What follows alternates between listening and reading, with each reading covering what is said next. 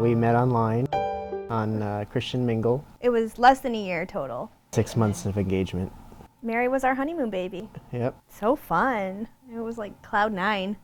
Yep. It was like every dream come true, you know, wife and mom all in the same week. When we went in to find out the gender. She was always measuring small. They kept pushing our due date back and pushing our due date back, and we knew it couldn't be. And they were pointing out things on her body, you know, like normal. And then they stopped. And then I could just tell, and I looked at her and I said, "Is something wrong?" And she said, "Yes." She's small, and her head is funny shaped, strawberry shaped. And then I told her to stop because I could not breathe anymore. They went through and gave us a best guess of diagnosis and said that regardless of what it was, she was incompatible with life. They said those words, which no mother or father ever wants to hear. They told us from that point that her brain was mostly water. She was missing entire parts of her brain. I cried through the whole thing. I couldn't look at the screen, and it was just one thing after another. This is not normal. This is not normal. it was pretty awful. And I just had to be the strong one and be there for her. I mean, there were times when I cried, but it wasn't in front of her. I think she was just looking for help from anyone, just in desperation.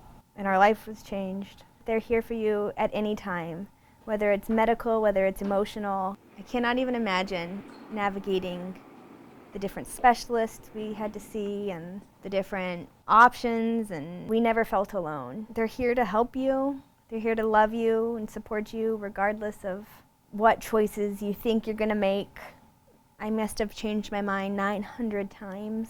I think I saw it as more of a friend, just a knowledgeable friend who kind of knows what's coming and preparing you and offering any resources, that anything they can do to help. It was just so nice to have somebody, a team, a place that valued her life, that saw her as a baby and saw us as mom and dad. We had her by C-section. She was born alive, much to the shock of all the doctors, everyone around. She had severe medical concerns right away, and they made sure she was comfortable.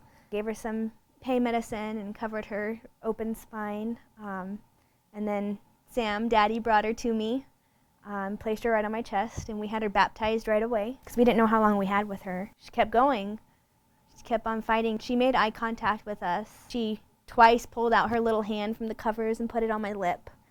She was a baby. I mean, she had life. 106 minutes. 106 minutes of blessings. She basically got to meet everyone in our families. Mm-hmm.